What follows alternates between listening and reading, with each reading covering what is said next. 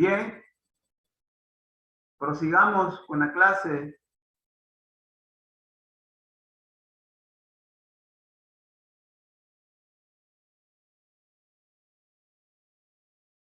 Bien, resulta que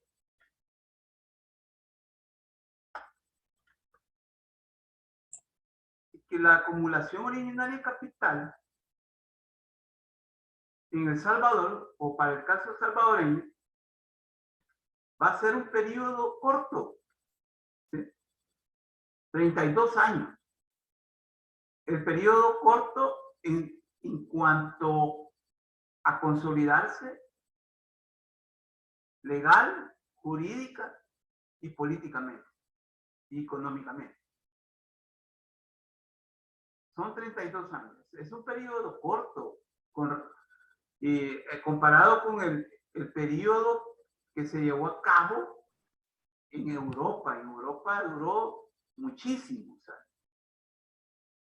Entonces, en el caso salvadoreño se habla de 32 años. A partir de esa, digamos, de ese periodo corto, es que se van a poder establecer características bien marcadas. Se van a poder establecer particularidades bien marcadas. Sigamos con la idea esta. La acumulación originaria de capital, como ya se ha destacado, a diferencia del caso europeo, no se dio como el resultado de una lucha entre el antiguo régimen feudal y las nacientes fuerzas sociales, políticas, económicas e ideológicas de la burguesía como clase revolucionaria. Eso es lo que sucedió en Europa. Hubo lucha violenta. Parece que en Europa se va a hablar de la Revolución Francesa, por ejemplo. Y también se va a hablar de la Revolución Industrial en Inglaterra.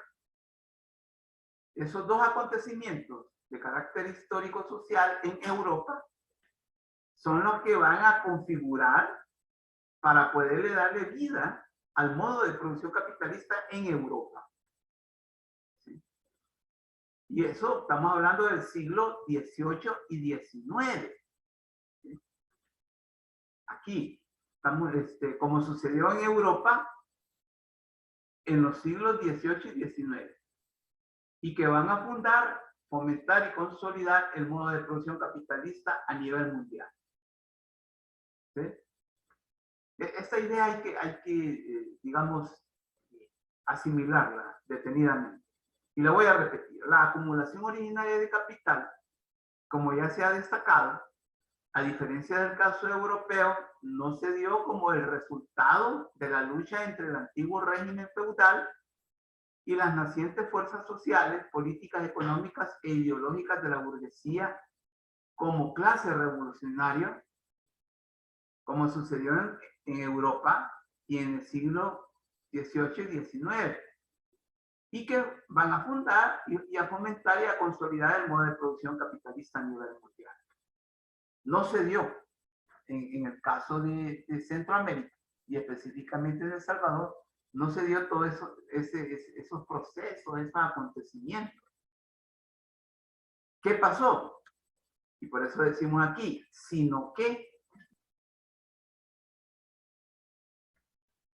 en efecto, y aquí quizás hay que ampliar, ¿verdad? Bueno, en efecto hay un primer elemento, lo vamos a ampliar acá.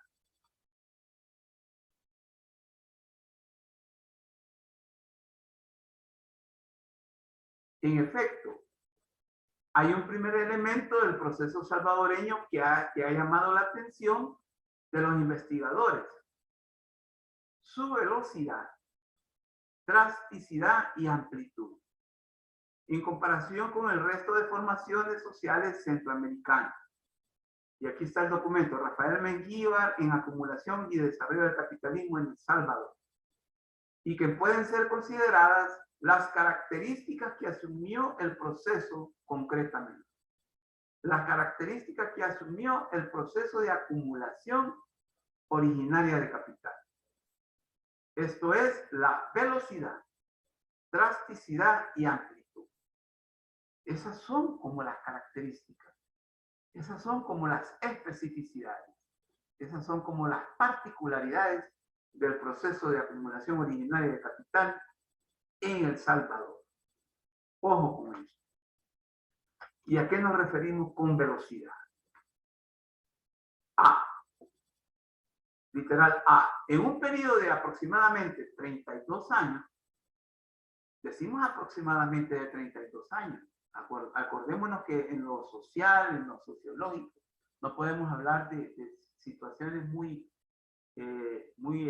literales, muy cimentadas, porque lo humano así es, ¿no? Lo humano es algo bien imperfecto, es bien relativo. Un periodo de aproximadamente 32 años, si se toma como punto de partida el año de 1864, en que se inicia el ataque contra las tierras comunales a través de la ley de extinción de comunidades. Se produce el total desaparecimiento de comunidades y ejidos y las pocas tierras de manos muertas y baldías, en otras palabras. En un periodo o en un corto periodo se produce la total separación de los productores directos de sus medios de producción en la meseta central y la casi total en las otras dos zonas geográficas, o sea, de occidental y oriental del país.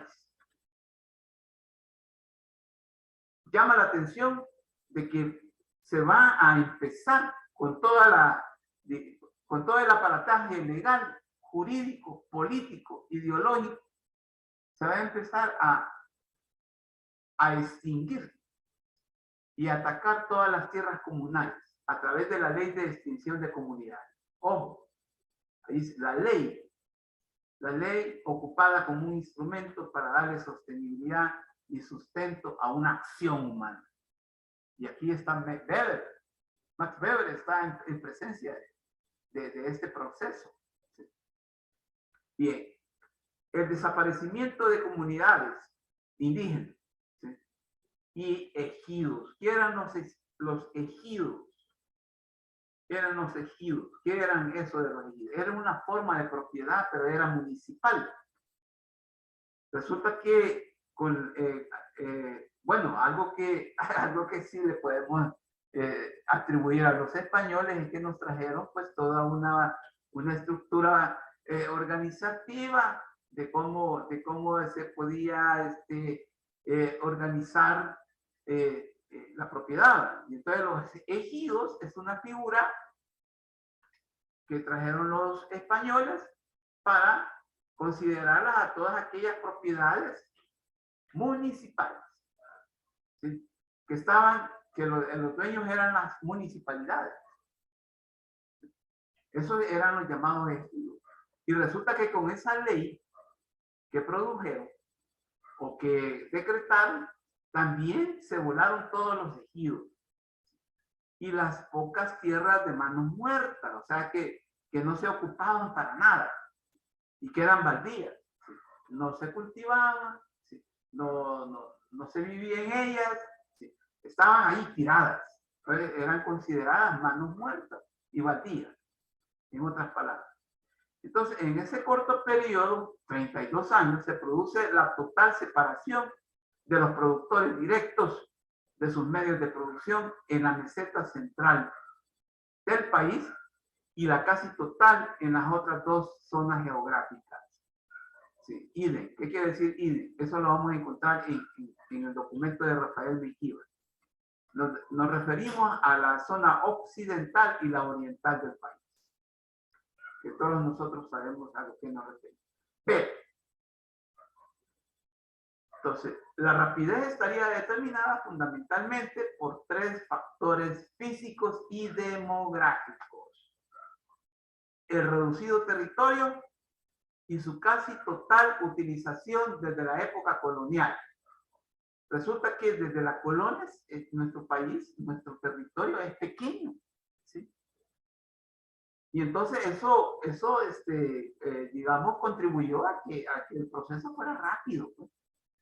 No hubo grandes extensiones de territorio como ocurrió, por ejemplo, Guatemala, Honduras, Nicaragua.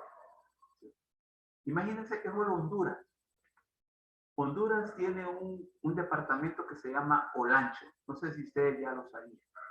Olancho es el departamento más grande de Honduras y tiene la extensión de todo El Salvador. Olancho se llama. Si gusta, consulta. Entonces, a tal grado que El Salvador cabe en lo que es el territorio de Honduras 4 veces. 4 veces. El Salvador. Bueno, en Guatemala como que cabemos 2 veces. Y Nicaragua, que es el país más grande de Centroamérica, yo creo que ahí andamos quizás unos 6 veces. Entonces, el territorio del Salvador fue un territorio pequeñísimo. Por lo tanto, la rapidez se dio, se configuró la rapidez en una situación favorable para que se diera rápido. Pero hay otro aspecto. No solo el reducido territorio y su casi total utilización desde la época colonial, o sea que se utilizó todo para la siembra de añil y después de café, etcétera. Pero hay otro aspecto que también particularizó el proceso de acumulación originaria de capital en cuanto a rapidez, la alta tasa de densidad demográfica. Esto de que somos un país altamente poblado no es nuevo. Ya desde la colonia se configuró una densidad demográfica fuerte, alta, ¿sí? Y entonces la alta densidad demográfica, ¿sí?, contribuyó también. ¿En qué sentido? A pesar de que la alta densidad demográfica pudo haber sido un obstáculo para que el proceso de acumulación originaria de capital se diera, porque iba a haber gente expulsada, obviamente, de los territorios, y lo hubo. Hubo gente que se fue expulsada de las tierras y a la deriva. Fue totalmente expulsada, más que todo la población indígena. Pero aquí aquí hay una variable que hay que tomarla en cuenta, y esto quizás aquí no solo hay un problema sociológico, sino que también antropológico. El predominio del mestizo sobre el indígena. O sea, la alta tasa de densidad demográfica configuraba el predominio del mestizo sobre el indígena, lo que llevaría a la pérdida de importancia a las formas comunales de tenencia de la tierra. Imagínense. Algo muy importante y que casi no se habla, el predominio del mestizo.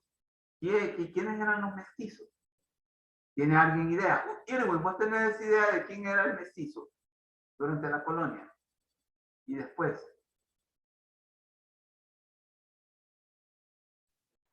Disculpe, ¿me podría otra vez? El mestizo en la población de El Salvador a partir de la colonia y después de la colonia y aún ahora, ¿quiénes son?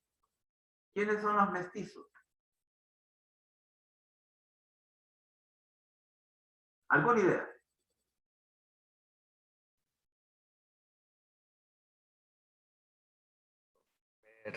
Me arrancó el vale.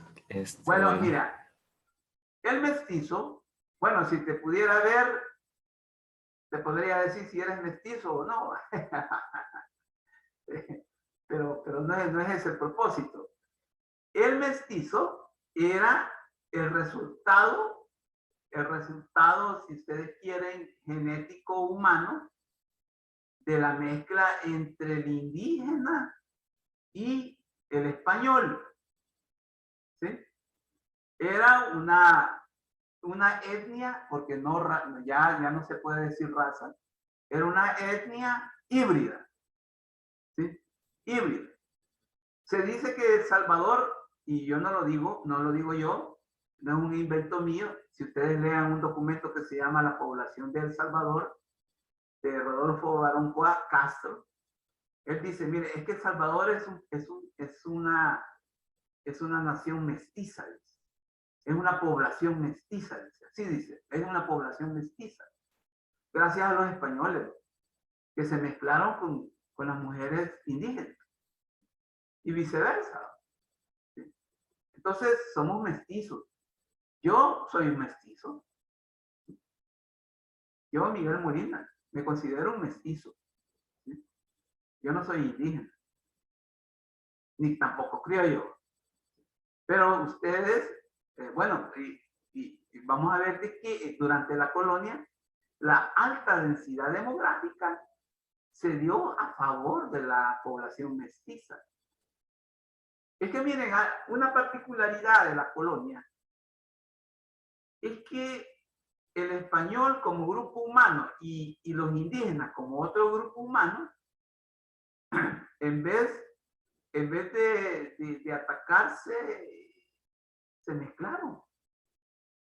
Claro, hubo exterminio.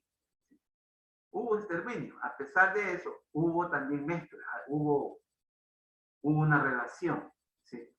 A diferencia de lo que sucedió, por ejemplo, en los territorios de lo que hoy es Estados Unidos y Canadá, en donde ahí se exterminaron y no se mezclaron. Se exterminaron a los indígenas y no se mezclaron con ellos. O sea, no fue una política demográfica extendida. Pero aquí, a pesar de que hubo también exterminio a través de la explotación en la tierra, en las minas, etc., se mezclaron. Y entonces ahí surgieron los mestizos. ¿Sí? Entonces, los 300 años de colonialismo permitió que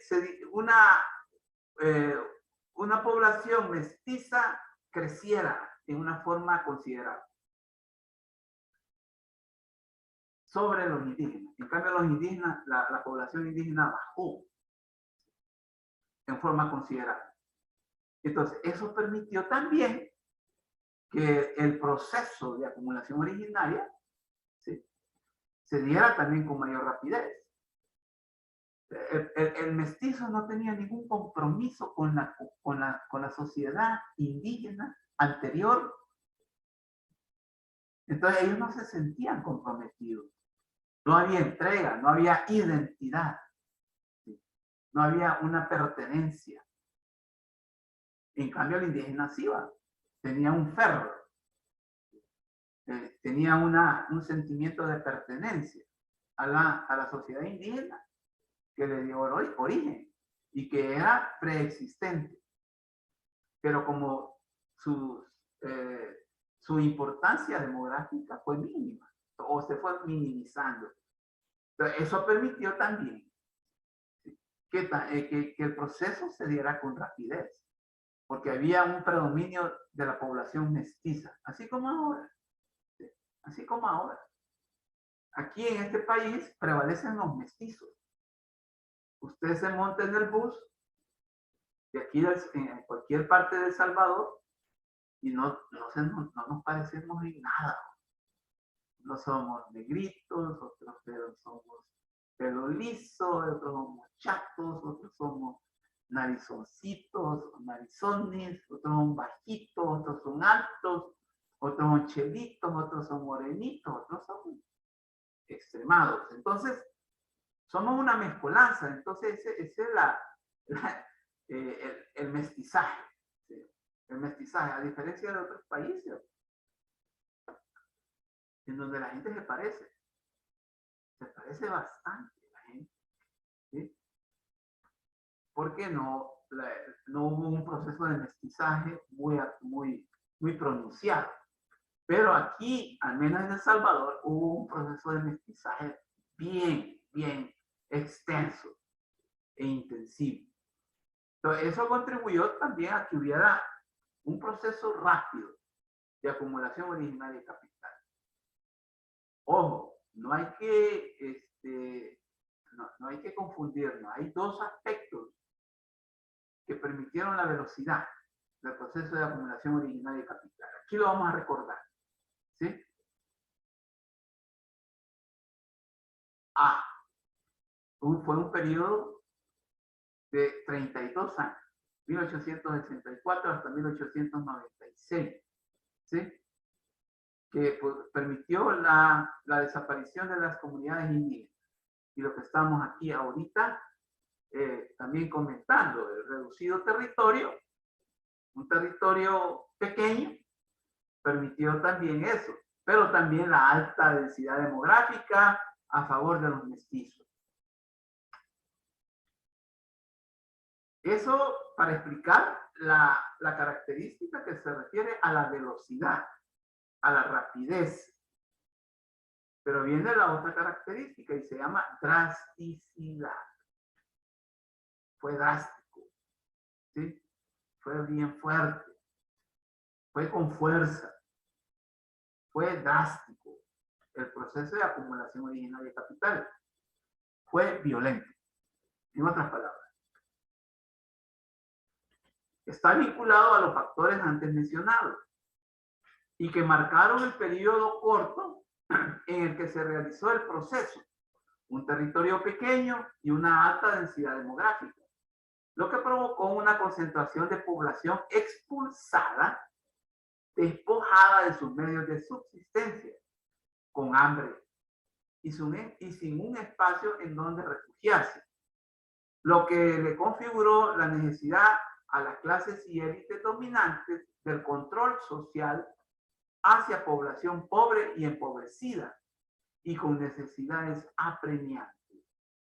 Como respuesta se va a utilizar la violencia al promulgarse leyes en contra de la vagancia y el vicio y la fundación de la policía montada y rural y lugares de reclusión que se encargarán de controlar y detener cualquier intento de desorden que proveniera de la población expulsada de las tierras comunales e indígenas. Miren, aquí está la semilla de la violencia social. ¿Sí? O sea que no es que seamos violentos por naturaleza, sino que nos sometieron a la violencia. ¿Sí? Fue un proceso increíble, incluso de enseñanza. Fue un proceso muy inducido, fue un proceso venido de afuera de nuestra existencia humana. ¿Sí? ¿Y quiénes son los que promovieron esa violencia? Las clases y élites dominantes. Porque necesitaron de control social, controlar a esa gran masa de población expulsada. No solo expulsada, sino que despojada y con hambre, ¿sí? Y sin dónde refugiarse. Y entonces, ¿cuál era el mecanismo? La violencia.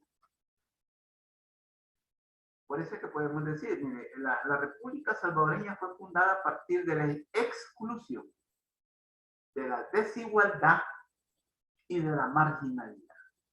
Pero no como algo natural, sino como algo inducido, algo impuesto, a través de leyes, ¿sí? A través de leyes, a través de procesos de control social, a través de medidas. Aquí está el meollo de la violencia, que aún vivimos. Ojo con esto. Entonces fue drástica también, una característica. Y esto fue amplia. ¿En qué sentido? Mire, ¿y eso de amplitud a qué se refiere? Como proceso histórico-social de transformación de la estructura productiva y como consecuencia lógica, surgirá la propiedad privada de la tierra en pocas manos y el latifundio, ¿sí? Este como expresión de la gran propiedad de la tierra y su sujeto social, la oligarquía terrateniente, acentuándose la injusticia social para el acceso a la tierra. Ojo, este va a ser también la otra característica que va a marcar para siempre a la sociedad salvadoreña. La propiedad privada de la tierra en pocas manos. Grandes extensiones de tierra pertenecientes a solo unas cuantas familias. Unas cuantas familias. Entonces, va a prevalecer el latifundio, que significa la gran propiedad. Propiedades inmensas. Ahí por Usulután, ¿sí? Ahí por San Miguel, La Paz, Santa Ana, etc. Entonces va a haber una clase social llamada oligarquía terrateniente. Esta va a configurar una estructura social y una estructura productiva basada en explotación desmedida de la población campesina, configurándose la injusticia social. Bien, resulta pues que esta es la clase que yo les quería compartir para que quedara claro, ¿sí? Para que quedara claro el proceso de acumulación originaria de capital en El Salvador y que es la antesala para el aparecimiento del modo de producción capitalista en El Salvador. El caso de El Salvador. Aquí está este cuestionario, debate. Yo con otro grupo lo he desarrollado, pero como es un interciclo y es un curso intensivo, ¿sí? Y también acelerado, no lo podemos desarrollar. Pero que les quede. Ustedes pueden aquí como retomar las preguntas de este cuestionario y buscarles respuesta, porque las van a encontrar en la clase que acabo de compartir con ustedes. Entonces no está de más de que ustedes lo tomen en cuenta, lo retomen también, porque seguramente en el próximo examen parcial van a venir algunas cosas, ¿sí?, que se preguntan en este cuestionario. Bien. Pero como tenemos tiempo, vamos entonces a comenzar con el tema que corresponde. Bien, no sé si hay preguntas con respecto al tema anterior. No sé si le quedó claro. Claro, Lick. ¿Verdad? ¿Por qué la sociedad salvadoreña es una formación social capitalista? Porque usted puede, allá afuera, en la televisión, en la radio, en el Facebook, digamos, bueno, estos videos de YouTube pueden decir que la sociedad capitalista salvadoreña. Pero cuando usted escuche esa expresión, usted ya va a tener las ideas necesarias y suficientes, los elementos necesarios y suficientes para poder discernir a qué se refiere esa persona, porque puede ser que sean personas doctas en la materia, economistas, pueden ser políticos, científicos políticos, no políticos. O sea, personas que son politólogos. El politólogo no es igual a político. Ojo, por favor, no me lo vayan a confundir. Un político no necesariamente es un politólogo. Ni tampoco un politólogo necesariamente es un político. Político y politólogo son distintos. Entonces, bueno, ocurre que usted en la televisión se puede encontrar pues, con alguna entrevista o en las redes sociales que explique pues, la realidad nacional y ustedes digan, es que la formación o la sociedad capitalista salvadoreña le ocurre esto por esto y esto y esto. Pero usted ya sabe, de todos los elementos. Y ustedes también que en su carrera, pues una carrera en la cual me atrevo a decir sin temor a equivocarme que no puede ignorar, no pueden soslayar el sistema capitalista en el que se mueve el mercado a nivel nacional y no digamos a nivel mundial, ¿sí? A nivel mundial. Bien. Vista así la situación y acto seguido, vamos a comenzar también con otro tema y es un tema que es muy sugestivo, actual también, ¿sí? Y es el impacto de la pandemia COVID-19 en lo social. Resulta que la pandemia COVID-19 ya va a tener 2 años en el 2022, pero nos tiene de rodillas todavía. Yo ahora estaba, bueno, hoy fui a la universidad y resulta que pude platicar con alguien de la Facultad de Medicina, porque también ahí tengo como el privilegio también también de trabajar con la materia, y me estaban manifestando pues que el problema de la pandemia COVID va de mal en peor. Incluso se está vaticinando. ¿Qué vaticinar? Se está prediciendo que este mes de diciembre se va a experimentar una quinta ola de contagio. Quinta ola de contagio. Entonces, con todas las, digamos, con todo el sentido común que uno pueda tener arraigado, bueno, y uno dice, ¿cómo es posible hablar de quinta ola de contagio? Imagínense, yo en lo particular. Porque a mí, en realidad, yo nunca había vivido una situación de esta, a pesar de los años que tengo. ¿Sí? Pero yo nunca pensé que íbamos a llegar a una quinta fase de contagio. Bueno, y yo cuando se empezó a predecir y a vivir la segunda ola, yo, bueno, esto ya no va a pasar más. Pero no ha sido así. Entonces, la pandemia COVID-19 sigue poniéndonos de rodillas como sociedad y como humanidad. ¿Sí? Humanidad. Entonces, la humanidad está de rodillas. Y sigue el COVID produciendo dolor, sigue produciendo inestabilidad, sigue produciendo